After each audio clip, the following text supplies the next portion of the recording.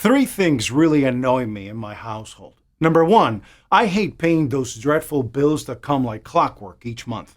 Number two, more and more of the devices, electronics, vehicles, and appliances in my home are powered by batteries, and I just hate constantly having to replace these batteries.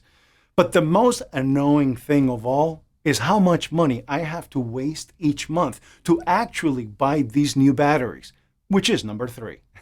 That's why I was so thrilled to find out the simple and easy way to revive old used batteries so I can reuse them instead of going out and buying new expensive batteries.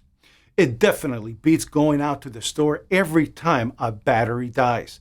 And even better is the thousands of dollars it can save me and my family through the years on battery costs. Reviving old used batteries is now simple to do. And this new method can even eliminate the need to buy a new car battery. It's amazing. You have to check this out. If you want to learn how to revive old used batteries, click the link below now. Stop wasting money buying new, overpriced batteries.